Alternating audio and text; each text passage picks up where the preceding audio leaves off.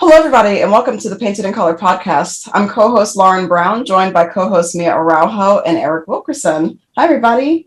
Hey.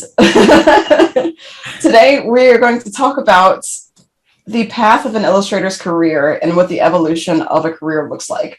The different bumps and pitfalls we can face, what our rates looked like when we first started versus how they are now, and how to maintain it once we've got it going. So this is something I'm really interested about because I am kind of a pseudo illustrator where I'm in between a lot of different industries, and I've been trying to figure out how to get myself in a place where I can maintain what has been growing over the past few years. And so I'm just intrigued to even hear from y'all about this topic and just see where you started and, basically like how it started, how it's going.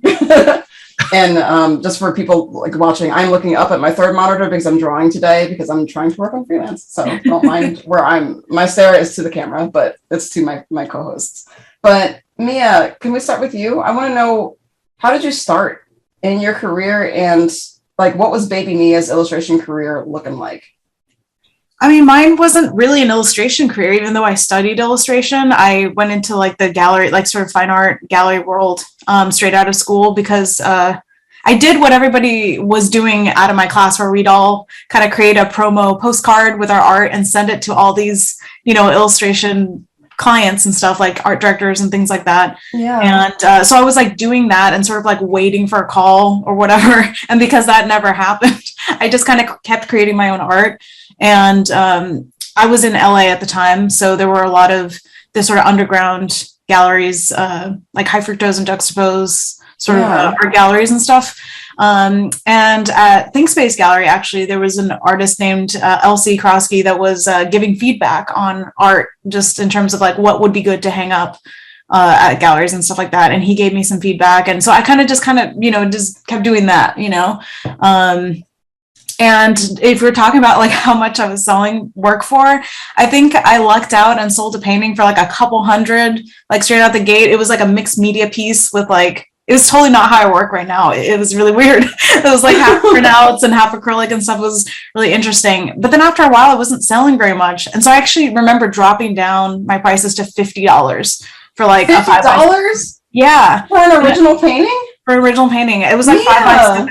Yeah, but like this gallery, again, the top line, like everybody that was selling was under $300. And so in terms of finding your market, like what we were sort of talking about before you started talking, I think the interesting thing about when you start your career is that you see your work and you value it at a certain level, but then when no one's biting, you sort of recalibrate what your art is worth. And sometimes you do have to take it down to almost like, I don't want to say like the base level, but you kind of have to work from the ground up, if you don't catch on right away. And that's kind of what happened. I just sort of like reset and was like, okay, I can sell a painting for $50. And then I would slowly raise my prices, until I was selling them for what they were actually worth. But it took time, and also, again, if you're showing at a gallery where they're not selling stuff for more than $300 or something, you can't go in trying to sell a painting for $5,000, Yeah, it's just not going to work. Yeah, so we can get into all the details of that later, but I think it's interesting that I'm sure we all have our version of that where we were,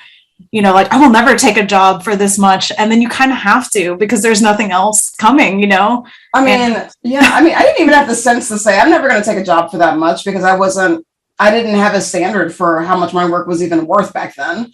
When I first started, I was like happy to get any money for anything that I drew at all. Yeah. And I think like when you start out too, I'm not going to say it's okay because I don't like anybody getting underpaid for their art, but at the same time, you are just starting out and like any opportunities that you get are, you don't know which thing is going to get you through the door, but I don't think anybody should be working for free unless there's like a trade or like some kind of like really big benefit going into it.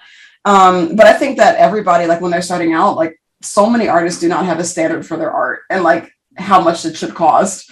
So it's not an unusual story to hear that you're selling paintings for so cheap just because you're like, well, it's money and I need something. Yeah. So you take what you can get at the time, but then as you like build up, it starts to, you kind of get the snowball rolling and then you start to, understand how much you're worth. And like for Eric, I know you talked about this before too, of like how you had started, but I want to, see what baby Eric was like when you first started your illustration career. Oh man. So flashback, summer of 2000, fresh out of School of Visual Arts. Baby Eric. We had put together like portfolio tear sheets, business cards, postcards. We were mailing out all that stuff and hoping it would work out. My first gig right out of like the day after graduation was working for a fine artist, and I held on to that for several months, and then was working on my portfolio while painting murals in New York City during the day. But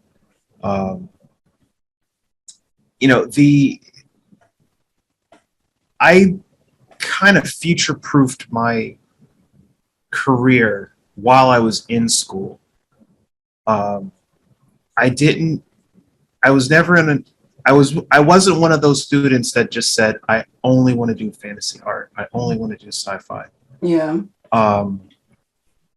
I took classes in storyboarding. I took classes in children's book illustration. I hung out with people that wanted to do storyboards. I hung out with people that wanted to do children's books and sci-fi art, realist portraiture, and like we were all in the same classes together. So and we were all talking to each other like, well, what are you going to do when you get out of school? What are you going to do? What are you going to do? And it kind of just made sense. It just made practical sense. Okay, well, if one thing doesn't work out, you have portfolio samples for something else. Because my parents worked their butt off to put me in school, and I had a ton of loans and stuff, and I wasn't just going to come out of school and say, okay, well, this fantasy portfolio thing isn't working out. I guess I'll just have to go work at Walmart and go back to school for something completely different. I was able to approach advertising agencies. I did a children's book like a couple months after graduating. It was weird. It's like how these opportunities came about. I have no idea how I ended up getting that first children's book. Somebody recommended me. I have no idea who, but that happened. And I know that my painting teacher hooked me up recommended me for the job with the fine artist. So like opportunities were happening through word of mouth, through my instructors or friends saying, well, I can't do it, or I know a student of mine that could do this for you, kind of thing. So that kind of rolled me into the next year after graduating, but it was never consistent stuff. And that was the thing that really stressed me out with having a career as an illustrator or any kind of career in the arts, is there's spots of time where everything's great and you're making a ton of cash, or you're at least paying your bills, and then there's nothing. And then it really messes with you, like just mentally, emotionally. Like, maybe this was the wrong choice. Oh my God, do I have to go back to school to learn medical billing or something? Like, do I have to, what do I have to do to have a consistent career? And like these ideas start floating in your head, like, oh my God, the panic starts to kick in. Yeah. Like, what did I do? I spent 4 years learning how to do a thing and nobody wants it. Mm-hmm. Oh my God. And then you have your parents looking at you like, well, we spent a lot of money for you to go to school so you come out and not be able to find anything. Like, what did we choose? What did we do? Right? Like, oh man. So, but as time went on, I went from doing the the $100 illustrations where, you know, the like Fantasy Flight Games was the kind of launching pad, I guess, early 2000s for a lot of illustrators that are currently doing stuff for Magic the Gathering and all that. But it was like dirt cheap. They wanted the world in those illustrations too. Like, if you could do a 30 figure battle scene, Oh my God. or whatever it was that they wanted some crazy stuff for $100, and you go, yeah, I'll do it. Because Oh, no. you're like 20 and like you don't think about having a You're trying to life. get clients on your Yeah, all you see is like, oh, like it's immediate money that I can use to survive. Oh, right. But then there's the other catch, was it wasn't immediate money. It was Oh no. payment upon publication. Payment 30 days Oof. after publication. And publication could technically be 8 months from now. Oh So, no. yeah, so that was I remember saying to my parents, like, yeah, I just did a bunch of illustrations. Just made thousands of dollars. And then that little devil on my shoulder is like, yeah, but it's not coming until next January. Oh, no. Right? So there was that part of it. But having experience working in advertising, being able to do storyboards, some light vector illustration work that I learned while in school, gave me the confidence to apply for a staff illustration jobs in New York City. And while I was working on my portfolio, my career has kind of been all over the place, and kind of like Nyla's, where who's saying like she kind of just went wherever, whatever was paying. Yeah. I swear it was the exact same. When she said that, I was like, yep. Got to do what you can to survive. Got to do what you got to do, because I had people in college tell me when I was putting my portfolio together, not to paint Black people in your portfolio, not to paint Black people in sci-fi, because nobody wants to see that. And I thought, okay, that must be a rule. Because we'd have graphic design students coming back into the school just to hang out, and they were already, I assumed, working professionals, and they'd walk past me in this communal portfolio room that we had at SVA, and they'd look over my shoulder and see me doing something. They'd be like, "Why are you doing that?" That's Nobody crazy to me. nobody wants to see that. So I just slide it back into my sleeve and go, okay, I guess I'll figure something else out. And that's where it led me to studying storyboarding and doing all these other things while I was in school. Because if somebody's has the energy to tell me that this isn't what somebody wants to see, I wasn't thinking, well, maybe they're just messing with me, maybe they're lying. I just took it as, well, that must be true. Okay. Because you looked up to them. Yeah. And respected them as like professionals who were successful. Right. Exactly. And not just, ignorant assholes. Right. Yeah. But yeah. Like they should have been actually labeled, but right. When you're young, you don't know these things.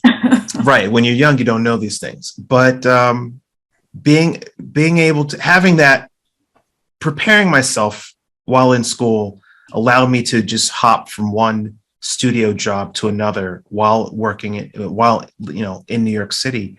And that lasted for several years while I was working on my portfolio to do the kind of work that I wanted to do. Mm-hmm. But yeah, it started off with the $100 jobs where I was still doing the freelance stuff, building up my portfolio. And when I would come home at night from the studio illustration job, there would just be a check in my mailbox for like $400 or something. Like, I just completely had forgotten, like, oh, wow, this thing that I did over the summer, yay. But that I just realized, okay, well, that's not sustainable. Yeah. To chase that goal. And I kind of had this impression in my head that all of those card illustration, fantasy illustration jobs, unless you were to get lucky and land like one of the choice spots with an art director for some book publisher, right? Mm-hmm. Unless you got one of those gigs, everything else was just card art jobs that were paying anywhere from, $50 for a little interior spot illustration, all the way up to maybe $200 for a full spread. Okay. And that's when they wanted the full battle scene and all the chaos and all that. And you're like, for $200? Yeah, I'll stick with this advertising. Yeah, I'll stick with the advertising job because that's paying a lot more for a lot less effort. But not everybody thinks like that. Not everybody prepares themselves like that when they're in school. They came in with a goal and it either works out or it doesn't. Yeah, it's true. Like when I was a baby in my college career, at least, I wasn't really sure which area I had wanted to go to because I was really interested in animation. But when I actually got into it, I realized that I was like, oh, animation takes a lot of work. And also the education around animation in my school was not that great. So it kind of discouraged me from continuing to pursue it. But I knew that I wanted to work somewhere in the realm of animation. And similar to you, Eric, it was something where I was learning from the other students that were around me. This was especially at SCAD when there were all these different majors around who I could learn from, and worked on so many student films and got the experience of what it was actually like and what the kind of roles were in animation. And I was able to kind of get a sense of what the industry actually would feel like and look like. And I really liked that. At the same time, I also knew that I loved doing illustration, and I was an illustration major at this time. And I knew that I didn't really want to do publications. Children's books were fine, but I didn't want to have a whole career just around children's books. I wasn't really super interested in editorial stuff. And that was all the illustration department was really doing. They didn't teach us about the 2D aspects of animation that involves the people who are not animating. And I had no background about that at all until I got over there. And so I realized I was like, there's a whole nother sector to this career that I didn't even understand before I got here. And for that, honestly, I'm really thankful that I went to SCAD, because even though it was so ridiculously expensive, it taught me a whole nother facet of the industry as a whole. And like you, Eric, I'm, still paying off loans from, it's super expensive. And it was, it was very hard on my finances for a long time. But because of that, after I graduated, not having a ton of money activated my hustle engine, I guess, if you can call it that. And I just went for anything I could find. That's when I started doing conventions. I put all of my stuff on freelance websites and did little tiny projects here and there for $100, maybe $50 for some things. And then I would go to these conventions and do a bunch of commissions for people that were some of these things were $5. And it took me some of these would take me so long to do them. And I just thought, because I was getting so many, I'm like, oh, look at all the money that I've accrued. And then I'm stuck with the bill of having to complete all of these commissions. And I'm just well, this was a terrible mistake. Why did I take this so long? This is awful. And I would also scrounge together just what resources I had, little button makers. This was back in anime, super anime convention days where I would just do fan art, and where I would do, art that I would hope would sell to the wider audience of, these conventions. And I was making little buttons, little bookmarks, and just borrowing friends' equipment and everything like that, because I didn't have enough money to buy my own stuff.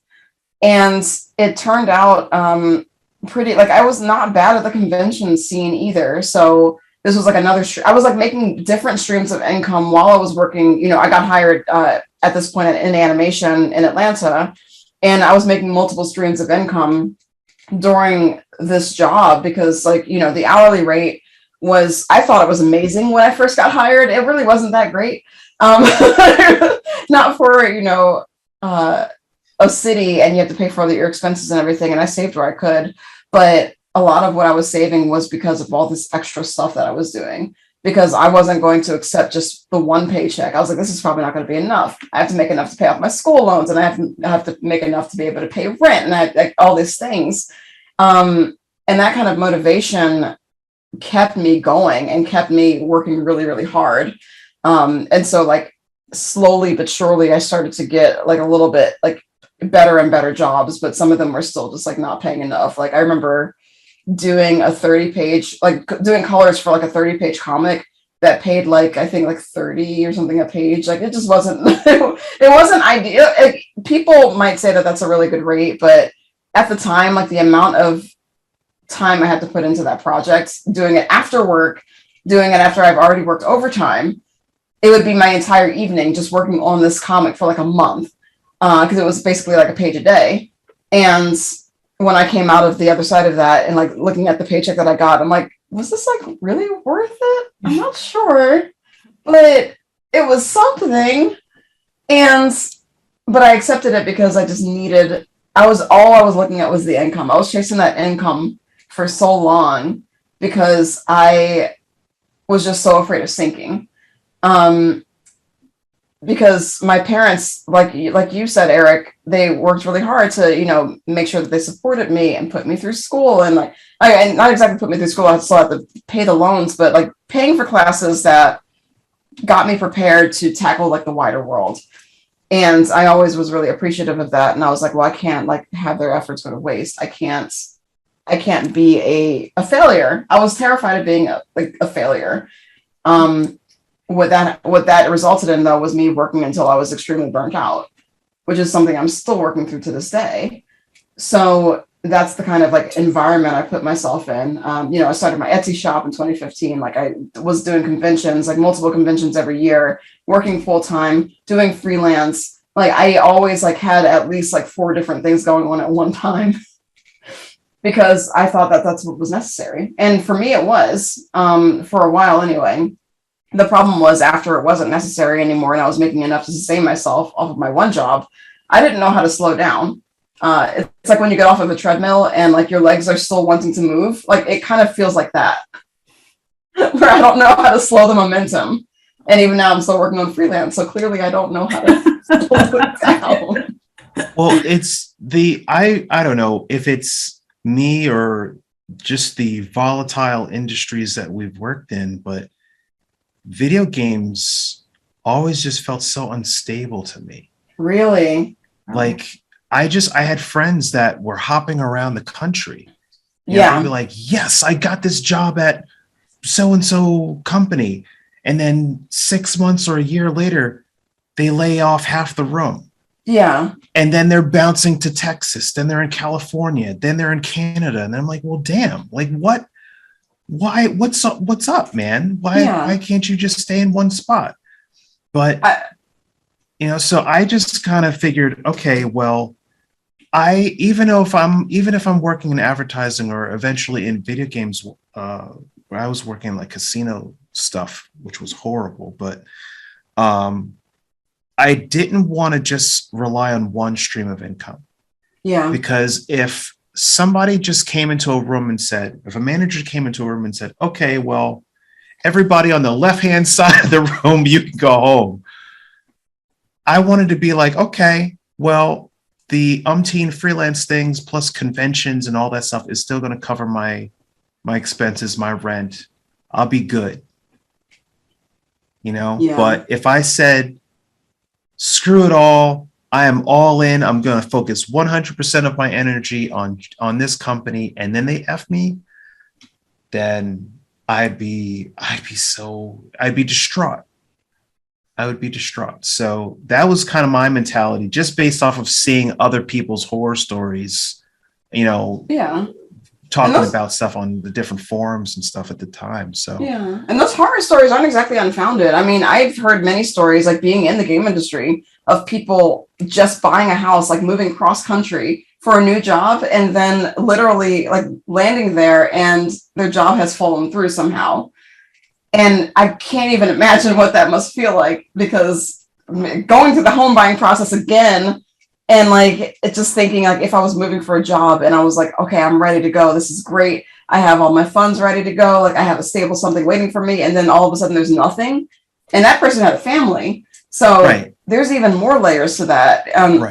And so, yeah, there's a lot of people who had been running around the country chasing after game industry jobs. I feel like lately it has been more stable though.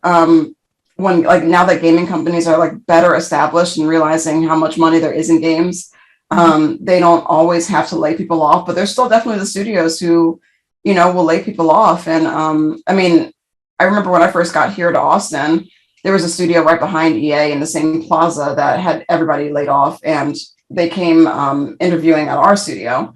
And so we got multiple applicants from that, you know, that place. And they were like, yeah, like we came from here. Like, okay, like you're another one. Like I see, you know, like, because they're just trying to look for somewhere else to go.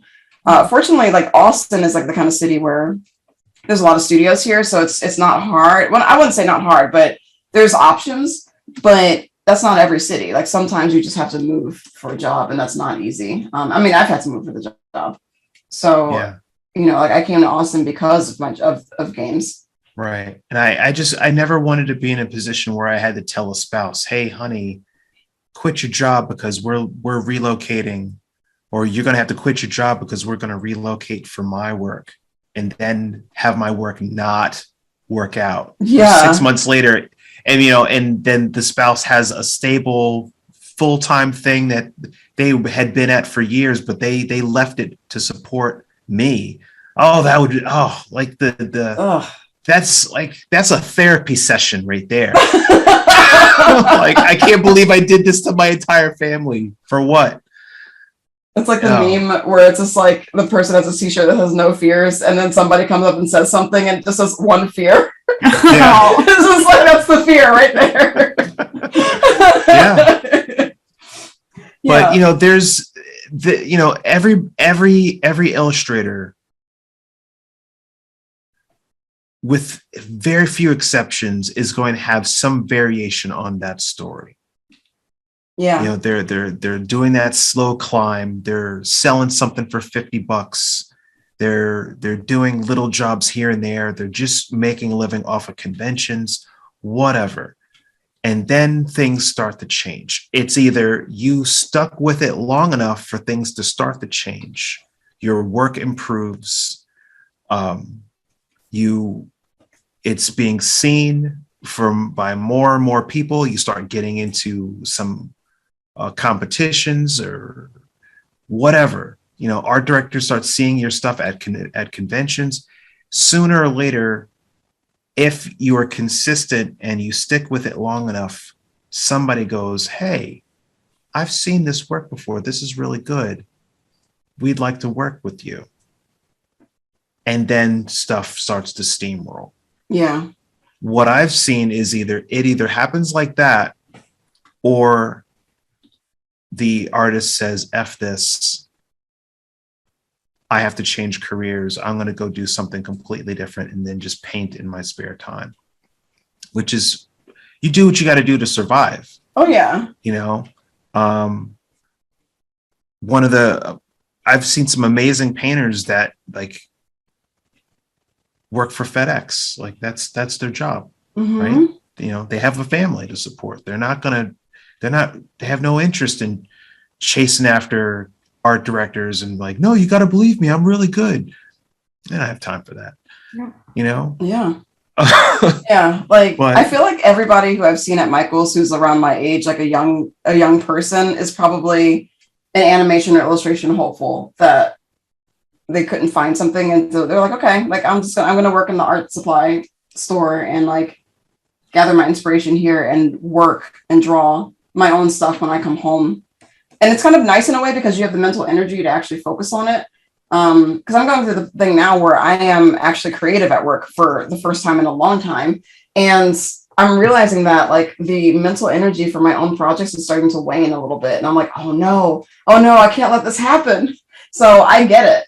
I think it's totally valid and totally okay to be able to do something that is completely outside of your your career or like what you actually like want to do, because it leaves you energy for it and also gains you a new skill.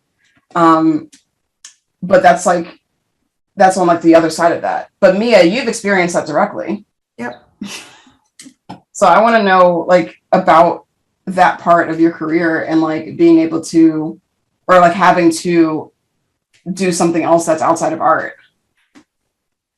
Yeah, I mean, I was really fortunate that my parents like really, made it possible for my sister and I to just like not have to work through school, in the sense that I know that is definitely something that I lucked out on, but it was definitely, I think, a pride thing on some level, but that's a whole nother story. But the funny thing is like, while I thought I was really lucky that I got to focus on school, because I didn't have those like entry level jobs during school, I had to have them in my mid-20s, because I had no other job experience.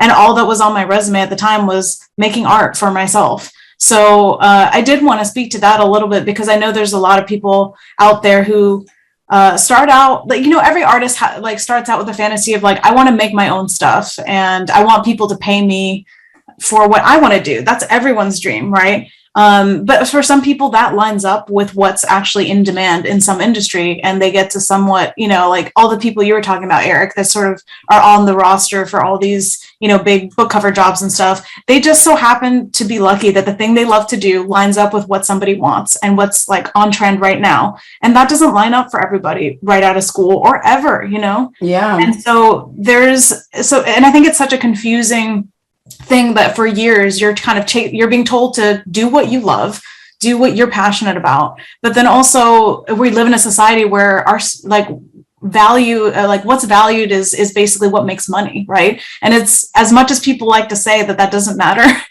as somebody who pretty much everybody else that I know makes like way more money than me, it is really hard, to bring that value yourself without a paycheck, so and it can be a mind fuck for years, to just figure out like, okay, am I being selfish by still pursuing this? Or maybe I change up my style to just try to get work, and then you feel like maybe you're losing yourself. Like there's all these questions that happen, and everybody makes the choices that they want to make. But I made the choice at that time where I was saying, you know what, I'm falling out of love with my art, and instead of because I was trying to force an income onto it, and it just wasn't happening. And that's the thing too with art. It's like, you don't get into it to make money. You hope you can. But if you're ever in a situation where you're like, I need to make money fast, like your answer probably isn't like turn to art, unless you have a career already that's like really working for you. And I didn't, And so I just said, you know what, let's just go complete 180 and just do something completely non-creative and just work from the bottom there. And I don't know. I chose like a little retail shop near our house that just sold groceries, just like produce and stuff. Cause it felt like, I don't know. I was desperate. But then stayed there for a few months and then went to work at In-N-Out and then stayed there for a year or two. And actually what I started doing is like working 2 jobs at once. So while I was at In-N-Out, I was nannying for my best friend, and all this time working on my art, like building my Alice project. So I basically had like 3 jobs, and, then like quit the nannying and started working as a hostess at Yard House while working at In-N-Out, and then quit In-N-Out and moved up to being a waitress at Yard House and started making tips. And so it was like all like, just kind of like working my way up and paying off all this debt I had too, while then, starting at conventions and selling my stuff there. And then working at a higher end restaurant, which is the last job I had before the pandemic. But it was like, I think that part of my life, interestingly enough, when it wasn't all about my art and making a living off of it, I started being able to plan a bit better, because I could basically focus on the kind of art I wanted to make without having to stress about whether it made me money or not, and not having to stress whether it was popular or not or whatever. It was just what I wanted to make, right? Because I was paying my bills elsewhere. And that's the thing. It's like, there's a lot of stigma, and it took me a long time to get over that stigma. And I still feel it sometimes, where I feel a little bit like ashamed to have taken those jobs, which is kind of ridiculous, because it's like, I respect every single one of those people that I worked with. Like, they're some of the hardest working people I've ever met in my life, and gave me a perspective actually that it was just like, they're basically people who will work really hard for their whole life and probably never make what they're worth because their industry is just not valued. i.e. anyone in a kitchen, you know, in any of those restaurants is in that position.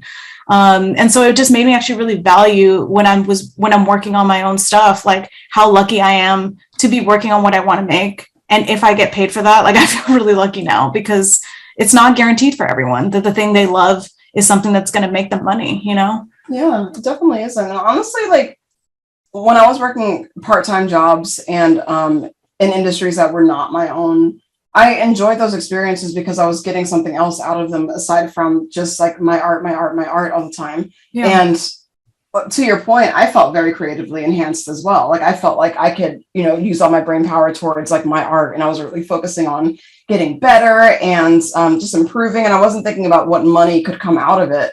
But I feel like once I started ascribing a very strict monetary value to like everything that I was making, it kind of interrupted that a lot, because then I was like, okay, like I want to make this, but it's probably not marketable. So maybe I should make something else instead. And that just like nothing else will stunt your creativity more than stopping yourself from like making your art that you want to make because you don't think it's going to make enough money. Like I honestly wish that I never had to ascribe money to my art, but obviously I had to survive and this is what I wanted to do. So here we are. But finding that balance again has been just difficult because, you know, running yourself into the ground was a lot. But I think that being able to work a job that's outside of that and then being able to come home and then like, okay, like now my creative brain gets to activate. Now I can focus on the things that I want to focus on. I feel like that's really like healthy mindset. So it's definitely nothing to be ashamed of. And again, you're getting yourself other skills, you're meeting different people outside of your industry. You get to see people of different mindsets and experiences. And I think all of those things are really, really valuable. So even if it's not like what you necessarily train for, I think it's, I think it's a good thing to do for, I hope that any artist would have worked in another industry aside from art, at least for a little bit. I think Eric, I don't know if you ever had, but I'm curious to hear if you ever experienced that too. I did a 4-year stint at Walmart. Yeah. But you know, I had a ton of non-artistic jobs. I had it as a summer job in between semesters, and then I just went back to it, and it was kind of like you just going to jail. That's how I felt. Like you like you get out of your car and you just go, like, willingly go to jail every night. Oh, Eric. Oh no. And but that's what paid. Yeah. You know, because I wasn't getting the comic book covers. I wasn't the hot young artist that had everything that some art director wanted to see like immediately after school. There's maybe a handful of people in my graduating class that were instant rock stars, but the majority, I have no idea where half those people went after graduation, you know? Most of them don't really. Yeah, some of them, most of them don't go into the arts. Yeah. Like, you know, that's a good over half, you know, of every art school. Yeah. Don't do this professionally. It's hard. It takes like who has the stamina to stick this out? Like all of us have been in this for 15, 20 years, you know, like what I mean? Like it takes a lot to not let that be burnt out of you. Like even just the desire to keep doing it. Right. Yeah. And I'm still, and people talk about like being persistent. I talk to my students about this. I've given lectures at conventions about like not giving up on your dreams and all that stuff, painting what you love and everything. And I still tell the story because it's just, I'm still living in the ripple effect of me painting one image. Yeah. Right. I had a news crew in my house last week. Congratulations. Like national news. And I'm just sitting there the whole time going, if I didn't paint that one image, not only would I not be in this house, these people would be somewhere else right now, like talking to Chris Rock or whoever. They would be doing something other than being right here, miking me up. And I just like, it just messes with, like, it's not like I'm upset about it. It's just like, it's so trippy. Yeah. And that one thing can get you so much. And it, like, to be able to just narrow it down and say, well, how did this happen for you? Well, after 18 years of working professionally, I just stopped and just said, I'm going to paint something for myself and see what happens.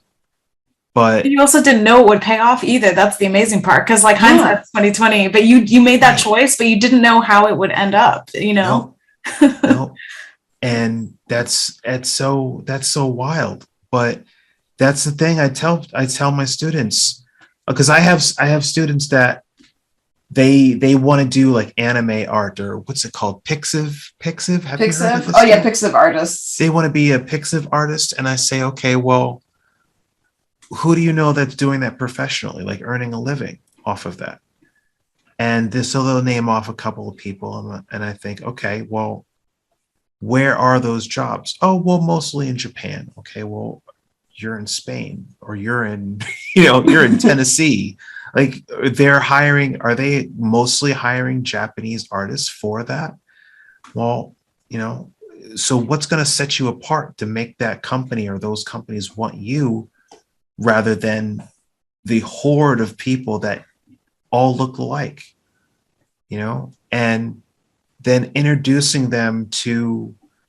I introduced students to the works of Masamune Shirow, or, different character designers that worked on anime from the 1990s, which is the template for a lot of that Pixiv art now. Yeah. And students have no idea of the history of the art form. And I'm just kind of like blown away by that. And I just think, okay, well, if you want to make this a career, a long career, you're going to have to find some way to separate yourself from the pack. Like, you look at Katsuhiro Otomo's work, you look at Masamune Shirow's work, those are two completely polar opposite styles, but they set themselves apart from stylistically from everything else. So an Otomo piece when you see it. Take their art out of a lineup immediately. It stands out. Right. And I say, well, if you want a long career, that's what has to happen. That's what you have to find your style. You have to find your voice. You have to figure it out. And if you suppress it, like I did, it's going to take a decade or almost two before things start happening for you. But there are people that can come right out of the gate, and they know who they are. They figured it out. They figured out their portfolio, or they've at least painted something, even maybe by accident. And somebody says, yeah, can you do that for us multiple times? Yeah. And then you have your career. Yeah. But that's what I'm saying. There's no one path. There's no one way of having an art career or a stable illustration career. I don't want to say it's almost accidental, but parts of it kind of are. They kind of are. Like on paper, it doesn't make sense sometimes, like how when hearing you like saying like, figure out something that makes you stand out. I'm like, that is such an ephemeral quality that it's like, and I think especially because it's like when I was doing the fine art stuff early on in my career, I would analyze like everybody's art that sold. Like I was really like studying what were people interested in. Not that I was going to try to ape the style that was popular, but I was just trying to understand like, what is it about this piece? And I started kind of like being able to see almost like a general aesthetic of like the types of stuff that would sell, and getting like, and almost being able to predict what would and what wouldn't. But again, it's like somebody else might have used that strategically and use that in their own work. And I didn't want to do that because I didn't want to be like, like, I don't know, come up with like a fake style just to sell. Yeah. Because it's like, then if you kind of stumble on something that's popular, but you hate doing it, then you're kind of stuck doing it. The money is probably too good to turn away. So you got to be careful with that. You have to be smart. But I guess what I was trying to do is, like, if I was doing a piece that I thought was like risky to sell, then I wouldn't maybe pin all my hopes on it. Like, it was just that sort of thing. Just trying to be, I guess, practical with it. Because there are definitely some people who are really like have blinders on about their art, and they think like, my stuff is at this quality and now why am I not getting work? But they're not seeing the broader picture. They're just very set on them, Yeah. Well, that makes perfect sense. Like, when I was doing the convention scene, there were personal pieces that I really did love, and they just would not sell at all as prints. And part of it was just because of how it marketed how it catered to the audience, because people are there looking for a character that they can immediately relate to. And if it's just like my OC or just my my random character in this like scene where there's a story but you don't know what it is, they can't really like connect with that. So it took me a very long time to figure that out, because I just started doing fan art just because I'm like, okay, I know this sells, so I'm just going to do this for a while. And I never really enjoyed doing fan art because I wanted to make my own things be the marketable thing. Like, I wanted to make my own vision be the marketable thing. And also it's just somebody else's, stuff. And it's not to knock anybody who does fan art, because some people do amazing fan art, but I just never liked it that much. But yeah, finding my voice was really in just like making my own stuff without thinking about the monetary value of it. And like, I think the piece that had really cemented it for me was not only this one behind me, but also the Mushroom Queen that I did for Gen Con, because it was a year of agonizing about it. Like, what's going to sell? What did these people even want? And I was like, well, it took me like that long to be like, oh, they want me. That's what they want. That's why I got in. So I'm just going to make something really self-indulgent just for myself and see whatever happens. And that was obviously the one that sold the best. So it was just like letting myself go and understanding that it's your unique take. It's your unique way of seeing the world that's ultimately going to get you your career. Because like, who else are you going to be if you're not being yourself in your art? Yeah. Like, some people can have a whole career based off of just copying a style or just being like, oh, I'm just doing like these recreations now. But for the majority of people, if they have a strong enough voice and strong enough message in their art, or a strong enough like appeal of what they're just trying to say and what they enjoy, those are the people that can usually make it work. And it's also really rare, especially like when you like in students, you were talking about your students like just want to do anime. It's rare like to see any of those anime people stay in that style and like actually find really good success. If it's very generic, like there's no voice in there. It's not to say that people who do anime style won't be successful, because I have very strong feelings about that. It's not true. And I've been paid to do anime style many times in my career, but you have to have your own like voice. Yeah. If you're going to do it, like, you have to know your foundations. You have to know how to draw like actual people. You have to know how to really adapt the style and then break the style and then make it your own. Because there's a lot of people who just want to do the style and don't really want to put thought behind it. You got to put thought behind it. You got to put thought behind anything. Yeah. It just takes the effort. And so understanding where to put your effort and like understanding what's important to you. We talked about this in the brand versus style versus voice episode, but like that's what's going to make you really stand out. And some students like have it immediately. Like Tron, I went to school with Tron and saw her work on the monitor, and I'm like, oh, Scott didn't teach her anything. Like, she already had this. Like, this is just her. There's no way in the world. Like, no one can teach anybody how to draw, like how to create like that. Yeah. She's just, some people just got it. Yeah. So she just polished what was already there. Oh yeah. Like she was an undergrad at SCAD, and I was like, I saw her work on the monitors, because like if you're good enough, they'll put your work on like the screensavers. And every time I saw her stuff go by, I'm just like, man, like this person just has it. Like she's always been amazing. Yeah. I mean, I would love to get her on the episode of the show to talk about it herself. She's always been great. But not everybody's going to be like that. You got to work at it. You got to work at it. And to stay relevant, because I mean, I met her in 2011 at IMC, and she was already like a rock star. And I mean, to think that that was like 11 years ago, and she's not stopped being in demand, you know, No, and she that's hasn't rare slowed down too, at all. you know. Yeah. So that's the thing too. It's like you might hit a point where it's like things are going really well. Like for a while, I was selling stuff at galleries, but then that market completely disappeared. And so it's just like you just have to be prepared with. It's like just because you reach success doesn't mean you made it. You know, it's like it's a constant up and down. You know, and it's like what you were saying earlier, Eric, about different revenue streams. Gosh, I wish I knew that like 10 years ago. Instead of putting all your eggs in one basket. But it's hard to not, because it takes so much time, again, to build the skills to even have one basket, you know, that's reliable. I mean, again, and also the burnout that comes with having to maintain all these baskets. It's a lot. It's a drawback either way, I think. Yeah. Well, I mean, being an introvert, being really shy and, you know, and all that stuff, I wasn't going anywhere anyway. So I was just watching Star Trek and staying home and drawing and, work to your advantage. Yeah. So like, yeah, sacrifice the social life to make multiple portfolios. And it's not for everybody, but I guess it kind of worked out.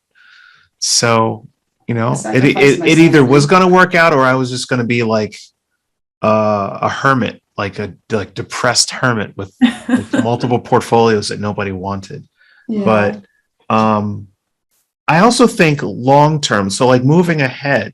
So there's the start of the potential career where you're either going to do this or not. Then there's the middle where things are flowing.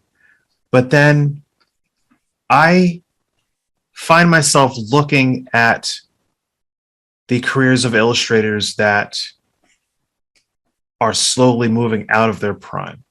Right? The art directors that were hiring them nonstop 15, 20 years ago have either moved into higher management positions and are not commissioning work anymore, or they've moved on, or they've retired.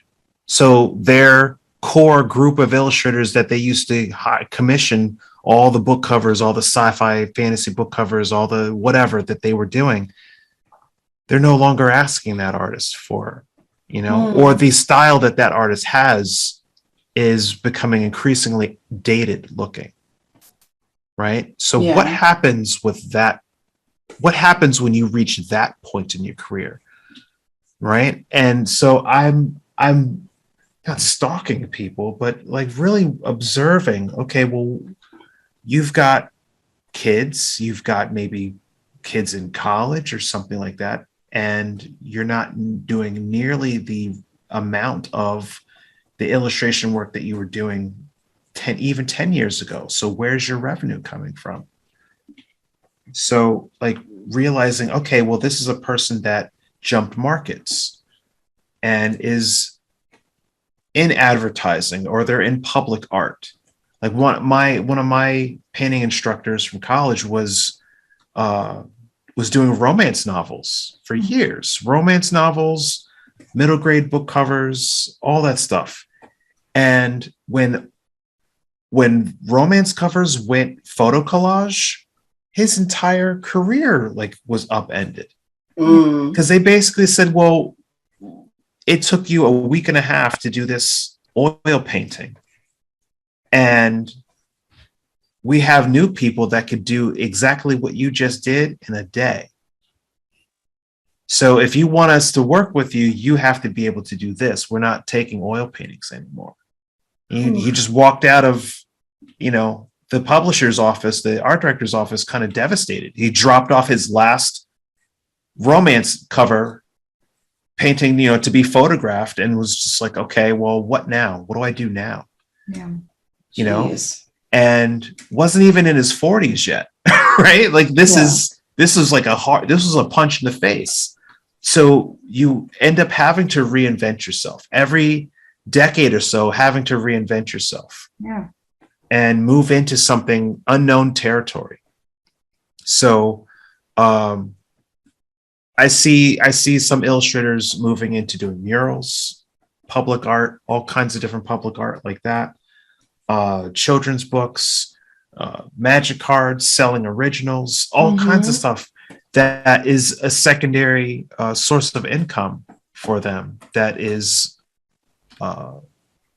pays out much more for either less work, or pays out much more for just a larger body of work, but that is not nearly as complex as a book cover or something like that might have been in the past. But I also think about your hands, your vision. Like, do you really want to be huddled over some detailed sword and sorcery painting into your 50s when you could just do a simpler style, or like for a children's book, or storyboarding for animation or something like that, and call it a day and get paid 5 times as much? Yeah. It's a tough question, because I mean, so part of me is like, oh, why have to reinvent yourself every decade when you can just do all the things already? Just like pick one. That's terrible. That's terrible advice. No one ever take that. But I think creativity doesn't stop with the art that you're making. It also goes to your career as well. You have to be creative about how you're going to diversify that income, how you adapt and adjust to the industry. And for me, somebody who has worked in animation and games and illustration and comics, I like the ability to have the option to be able to plan from A to B to C to D if one of those things doesn't work out. But it also requires me to have to be sharp, like at all times. And that's really difficult when you're trying to also survive, and when you're trying to, keep your actual life going, and, be social and make friends and get out in the world. And, I'm somebody who does not have a family yet, and who doesn't have a person yet. And, there's that aspect as well. So I still have to focus on all these different things while also staying relevant enough to have a profitable long-term career. And that's not easy. But, I do think about, like, what do I want to look like as a 50-year-old artist? Like, do I want, like, my vision is like, I want to have multiple books out. Like, I want to be able to be undeniable in the market. But how do you even do that? And I feel like I'm at the point in my career where I'm starting to get to a place where, at least like in the full-time industry, in the game industry, animation industry, it's fairly easy for me to jump around now that I'm an art director and a manager. I don't have to get a job based on my artistic skill alone, but also my ability to communicate with people, which is not something that every artist has. And so it's using like everything at my disposal to make sure that I stay afloat. But that is hard and mentally taxing. But that's what I've had to do, and I'm glad I've done it. But getting there has taken 10 years. So, it's like, how can each of us be creative to keep ourselves afloat? Like, what are our streams of, different things? And I know, Mia, you are working right now on various different projects, and you're not just an illustrator anymore. Yeah, I can't talk too much about the details, but I feel like my freelance career started in 2020, which is so weird.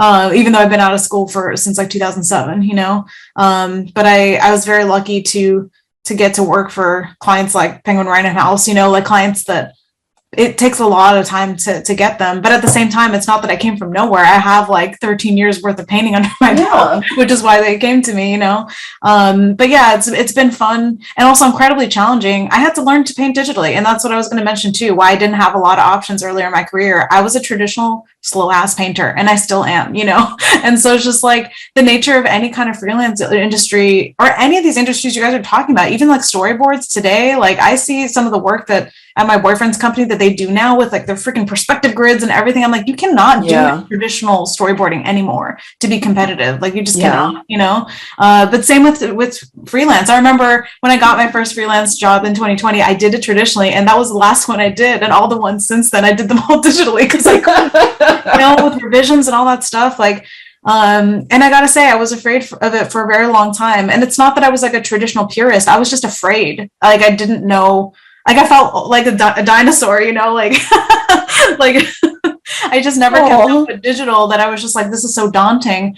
And I guess just for anyone that might be in that position now and just might think like, oh, it's too late for me, just start with study. Like, I just started with pencil studies, like in digital, you know, just using a pencil tool, finding a pencil brush that worked for me, just doing studies every day, and then doing like value studies and then color ones until I did my freelance jobs digitally. So it's like, I totally agree with everything you guys are saying in terms of every 10 years, not only think about how to adapt your career, but even just like what new skills you can learn. Because yeah, I know that sounds incredibly daunting, but the more skills you have, the more versatile you are, you know. And it's like, I let go of writing for 13 years, you know, and it's like, I wish I never had, but in a funny way, it's like, I knew ever since I was a kid that I wanted to be a writer and an artist. Like that was like my first career day. I said I wanted to be an author and an artist, like both.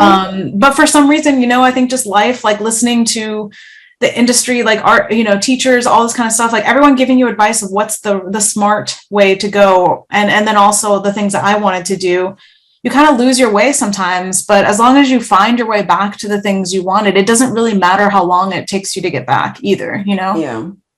Yeah. But I think that would be my advice, is like in terms of a compass, if you're ever lost in your career, you're like, I'm not sure where to go, like go back to your childhood, because that's who you know, that's like what things were that made you want to draw and paint or create or tell stories or whatever.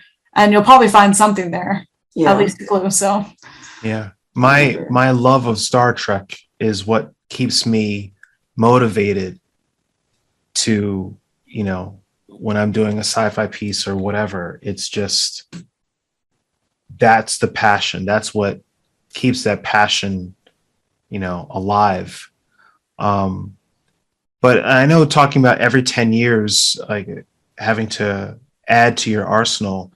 I tell my students about an old woman that I met in a life drawing class. And I remember her saying to me, life is short, art is long. And she was in her 70s and she was still trying to master rendering the human form. that's awesome. So I've seen artists, and I talk to people that have added Blender and ZBrush and, you know, all these different 3D packages into their process, into their workflow for an oil painting. You go, really? Like, you started off digitally and you're full on 3D modeling this thing, and then you're going to paint it. Okay. Do I need to learn how to? Oh God, I have to learn how to do that.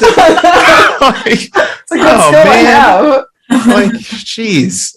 But here's the other mind trip off of what I was saying earlier about having to change into different industries as you grow out of some, or the industry changes. Your costs of living. Cost of living changes every 10 years, like maybe sooner than that, depending on, you know, whether you have a family or not. But where you see yourself being comfortable, like, you know, when you're in your 20s, you have your little 2-bedroom apartment or whatever you have, a studio apartment, you're cool. But one day you might want a house. Okay, well then what kind of art job, or what kind of job are you going to have that sustains that cost of living? And if it's not coming from whatever type of illustration job you're doing, then you have to level up to something else that is going to pay you a comfortable wage so that you can be comfortable in your nice fancy house. So I just think, you know, Mia, DreamWorks starts calling you. It's just like, oh my God, we want your project. We want to buy the rights to do this or that.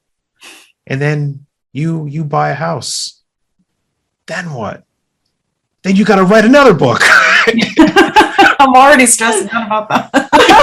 You see what I'm saying? You can't. Did you like once that cost of living changes? Once you're like, you know what, we can afford this. You're like, damn it, I deserve this. I've busted my ass. I am going to. But one day you might. You might say, you might have that conversation where you're like, I'm gonna treat myself. I've busted my butt.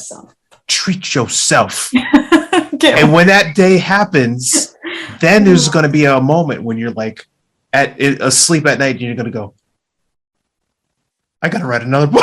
I got to illustrate another book. Oh my God, I got to do this again. You got to keep it going. But work gets you work. That's the thing that's what people stress about. Work gets you work. So if like I've gotten business from other companies that say, well, we saw that. Can you do that for us? And I go, yeah, well, sure. Right.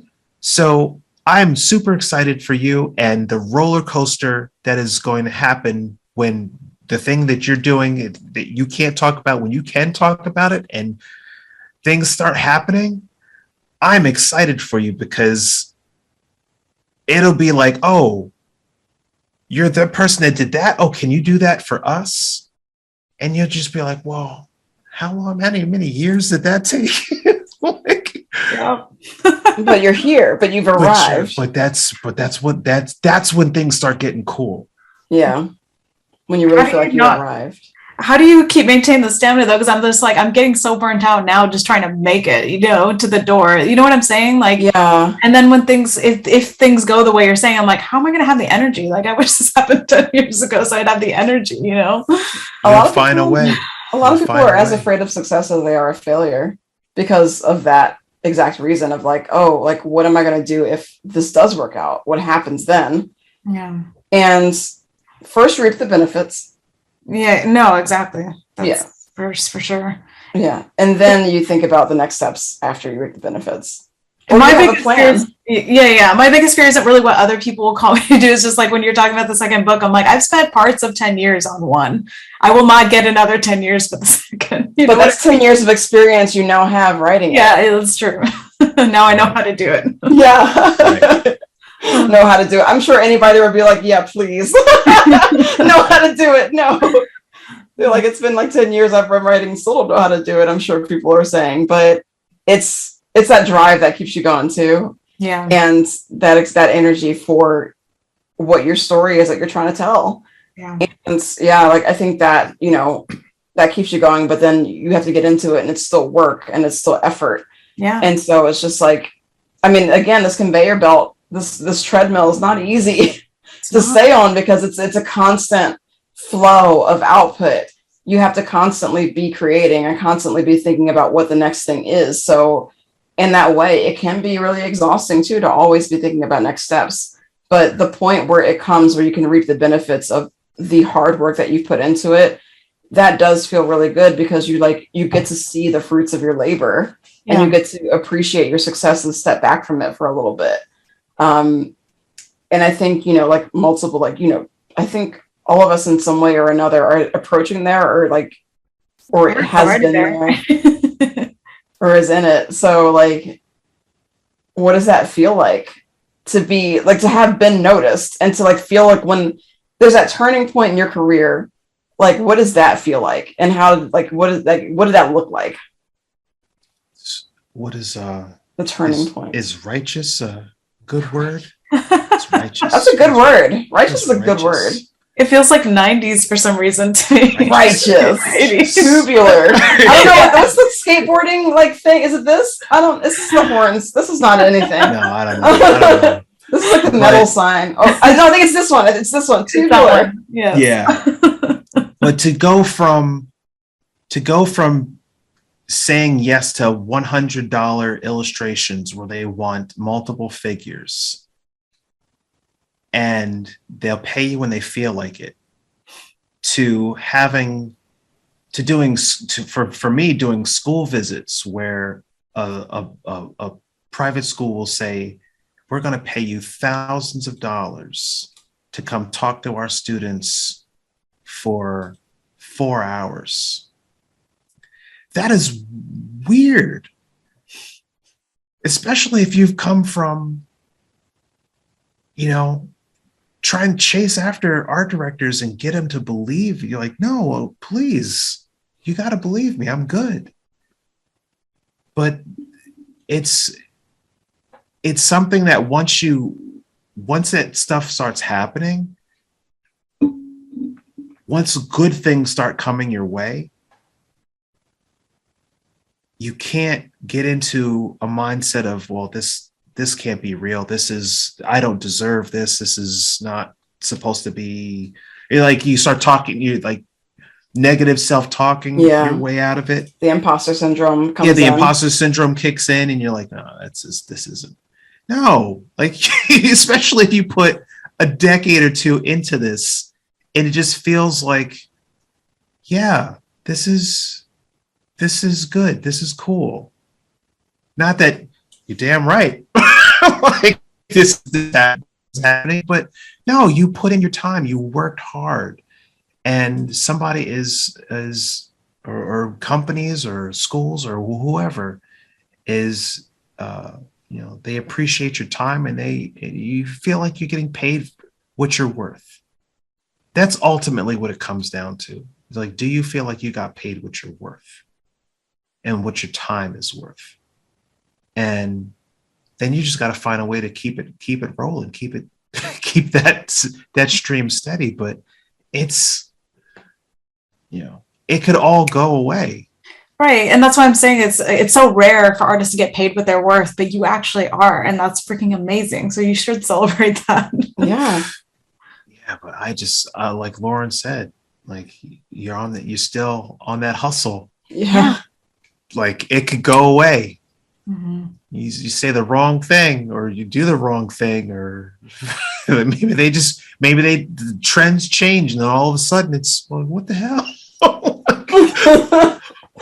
I don't think that's going to happen with your art. But I just think about that all the time.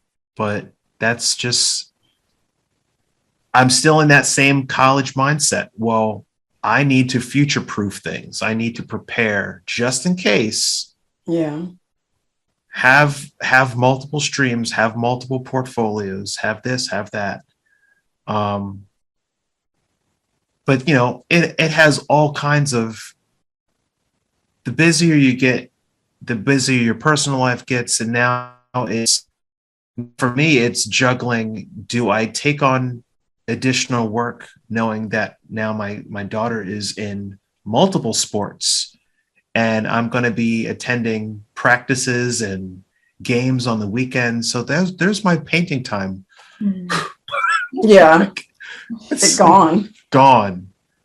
Right. So you think to yourself, okay, well, what else can you do to maintain your cost of living without having to do a extensive amount of painting or something like that? And which is why you see a lot of illustrators moving into teaching. Mm-hmm. Yeah. Right. Just paint what you want. Like paint what you want when you paint what you want and teach. Yeah. Teach. Good grief. But I'm a fool. Why am I still doing conventions and stuff where I already have a full-time job? I could just draw what I want and not have to sell it at all.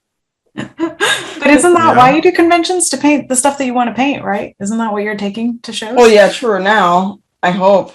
Maybe. I don't know. It's thinking about like the money that it makes. So that kind of corrupts it a little bit.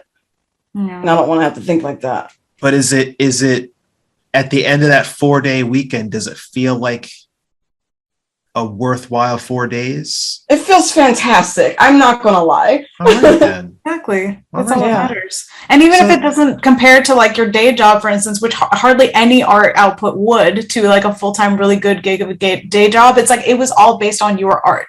That's so no true. matter how much that money is, it's like people bought your stuff. That's got to feel good, Yeah. Yeah. Yeah, there is definitely something wonderful about going to a convention and putting all your art up there and say, everybody, I hope you like this. Here it is. Yeah. And people hand you money for it. They're like, I want that one. And I'm like, really? Are you sure? Okay. When they stop at your table or they walk past, and you see that they stop and they do that. Yeah, they do the double take, and you're like, they do the double take, and you're like, I got you. Got you him. might as well just open your wallet up right now, right? I got you. And then they ask you, well, what's this about? What's the story here? Are you the artist? And you're like, yes, I am.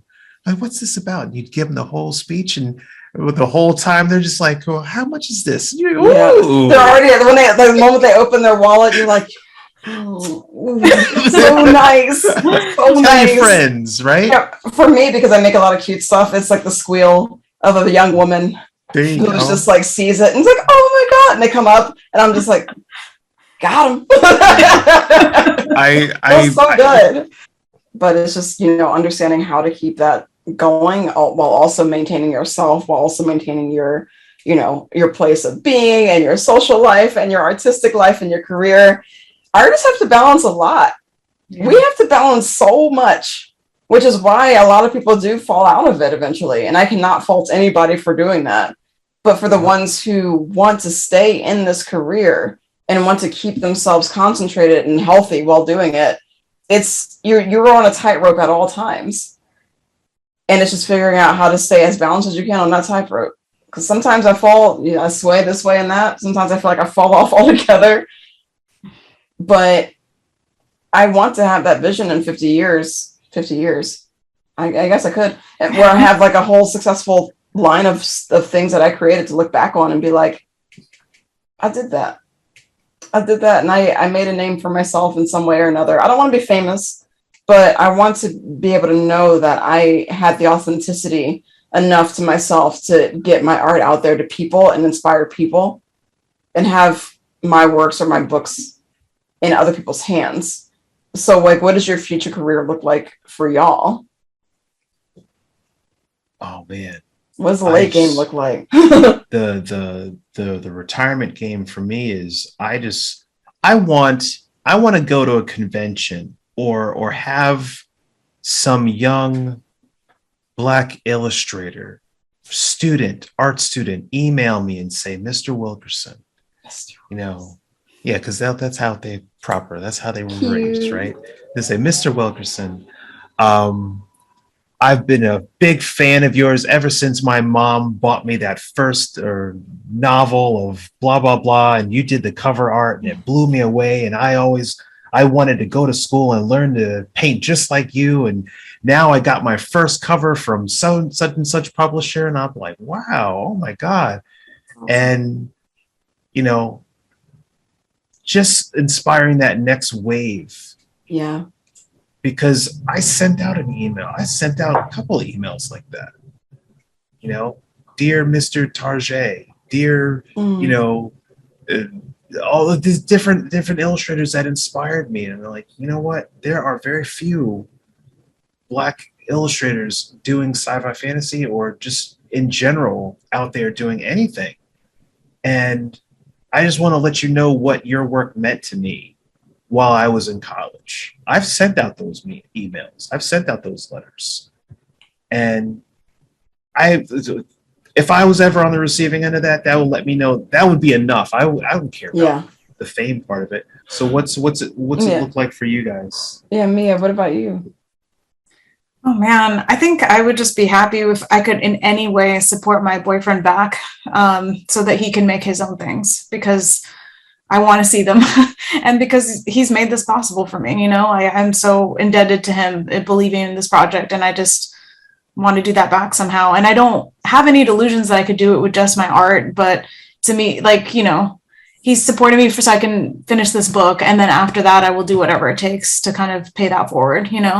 So to me, I'm just kind of not really thinking about the future beyond this book in terms of what my art looks like, because I'm willing to do whatever, it takes. But of course, if I could have it both ways, I would love to keep writing and illustrating like Tony DiGiorlisi, just 20 years of just writing and illustrating his own books, and just that would be the dream. But I also know that it's not very many people get to do that. There's very few author illustrators that can do all that work themselves. Adam Rex. Yeah, there's very few. I'm pretty sure they've got a couple bags of FU money just sitting around. Yeah. Probably. But yeah. Maybe not.